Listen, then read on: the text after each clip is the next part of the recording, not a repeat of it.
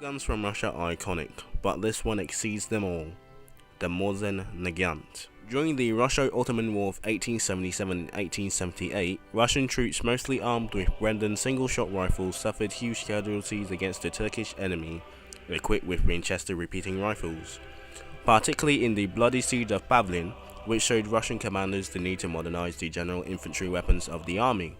It was in the way of those days of thinking of a reliable, easily reloadable repeating rifle as the best solution for their problems. So in the following years, many systems were acquired and tested by the GAU and the Minister of Defense of the Russian Empire, and in 1889 the Lebel 1886 was obtained through semi-official channels from France. It came along with the model, the cartridge, the bullet, but without primer and smokeless powder.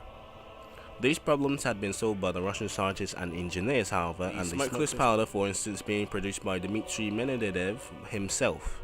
In 1899, 3 rifles were submitted for evaluation. Captain Sergei Mosin for the Imperial Army submitted a 3-liner 30 caliber 7.26mm Russian.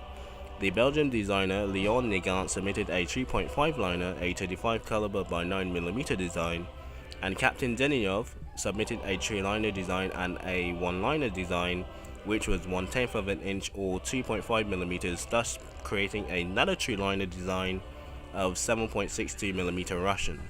When trials concluded in 1891, the evaluations were split on their assessment.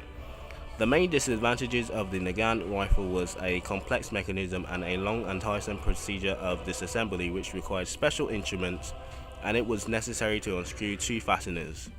The Mosin's rifle was also criticized for low quality and manufacturing materials due to the artisan pre-production of his 300 rifles. The commission initially voted 14-10 to approve the Nagant rifle. At this point, the decision was made to rename the existing commission to call it the Commission of the Creation of the Small Bore Rifle. Head of the commission, General Chagin, ordered subsequent tests to be held under the commission's supervision, after which was the bolt-action Mosin Nagant design was ordered into production under the name 3-liner rifle of model 1891.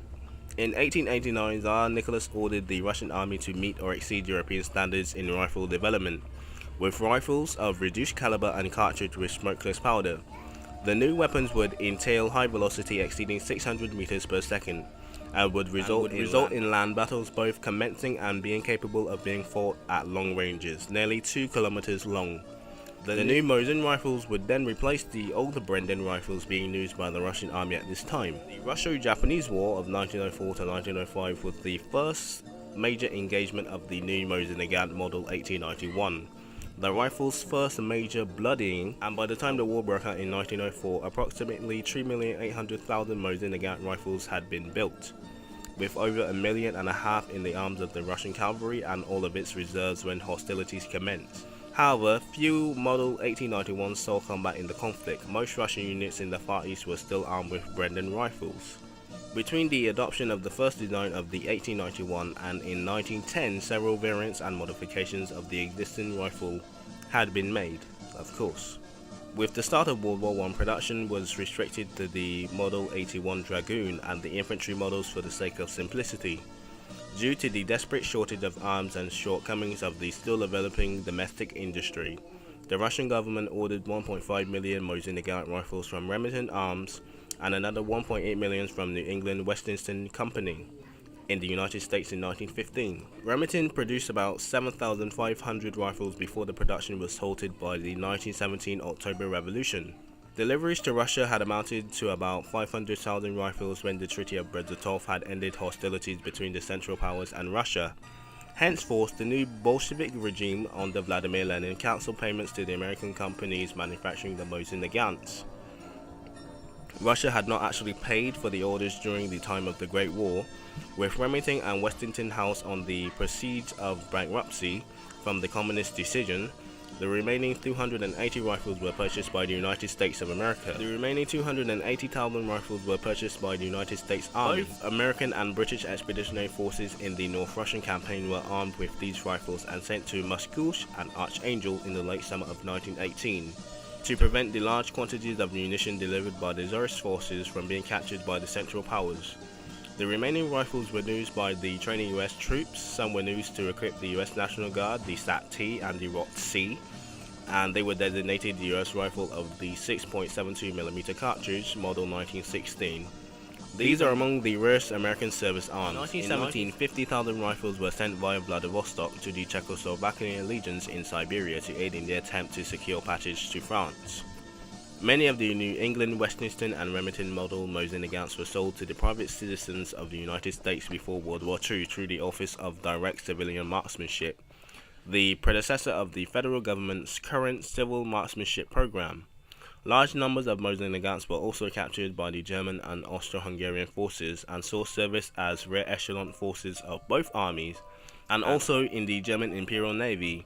Most of these weapons, however, from both of these empires would be then sold to Finland in the 1920s. That's basically the history. World War II and the Civil War is nothing too much. World War II only brought the 3.5 powered, high-powered PU scope, which was fixed onto the Soviet snipers Mosin Nagant, and they did a bit of improvements, but there was nothing too much to be improved. But let's go over the improvements. The Russian USSR model was actually, they changed the sights, they include reinforced finger grips, and they eliminated the steel finger behind the rest of the trigger guard, and they also added new barrel bands and the installation of a slot type sling mount to replace the traditional Swaviz. The Dragoon rifle was the 64mm, which was 2.5 inches shorter than the actual Mosin Nagant, and it didn't actually have a bayonet lug, and predating to the 1930s, it was actually one of the shortest rifles in the Soviet Imperial Russian inventory besides the Karbina 1908 as a standard issued rifle. The Cossack one was not too bad, but it was mostly a cavalry version of the existing Mosin Nagant. The model 1907 was actually very short and would actually not be really used by many people, only artillerymen.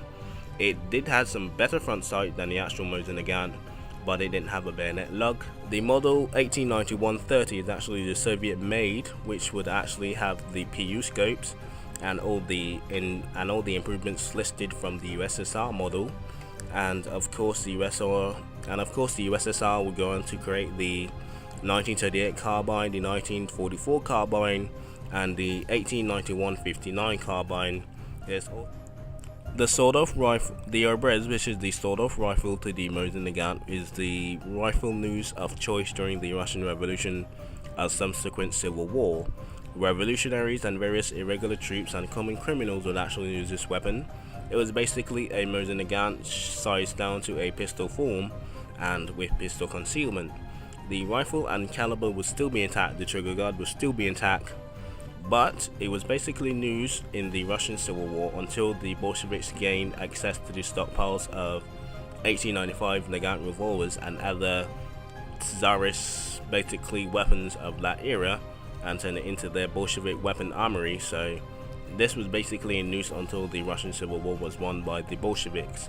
But it's very sort of Enfield or something like that. All people in the Great War knew they sort of or trench variant of their rifle, so it's nothing too common, but today it's very rare and very irregular.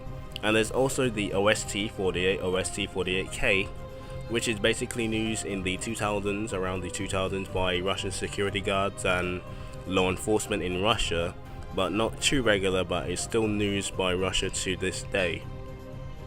And of course we end off the series with people who actually used it, and civilian use is not too bad, but not a lot of civilians used it, mostly in the Middle East, but not really. But let's see who used this gun. So let's see who used this weapon. Afghanistan during the Soviet invasion, Angola, Soviet ally, Armenia, Soviet satellite, Belgium, well, I mean, half of the Mosin Nagant is Leon Nagant, so might as well have some stockpiles of that as well. Plus FN is the Fabrique Nationale, so they could manufacture Mosin Nagants if they wanted to.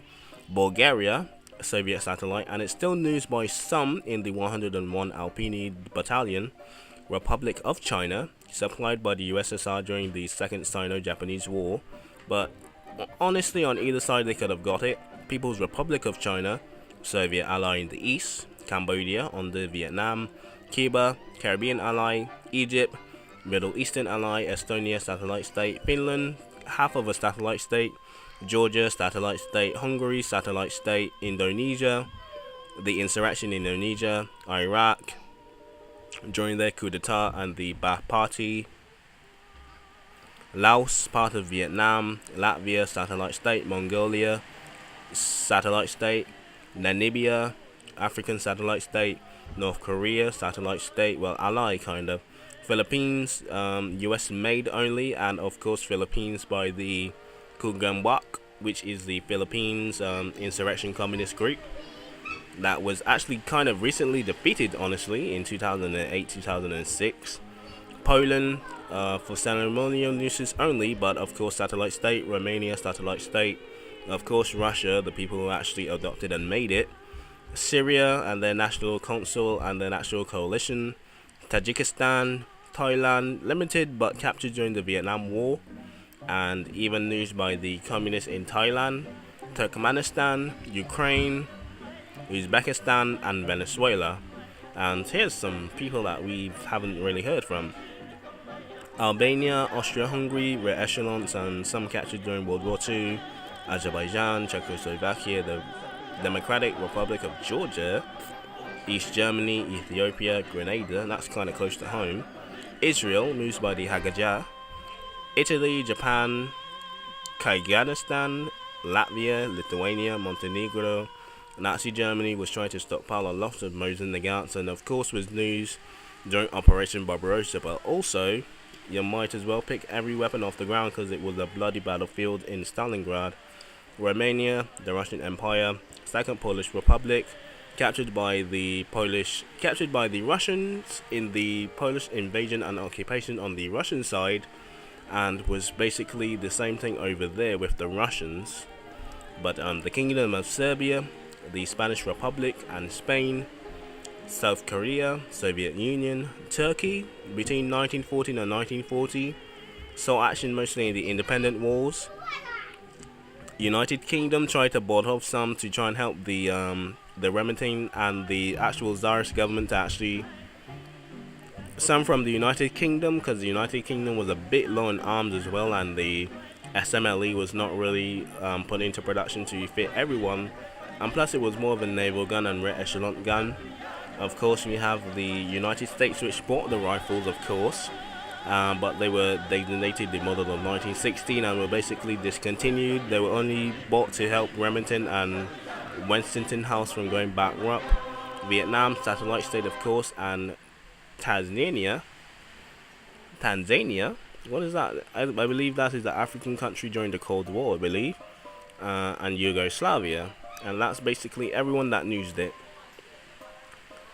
That's basically it for the Mosin Nagant. I hope you learned something.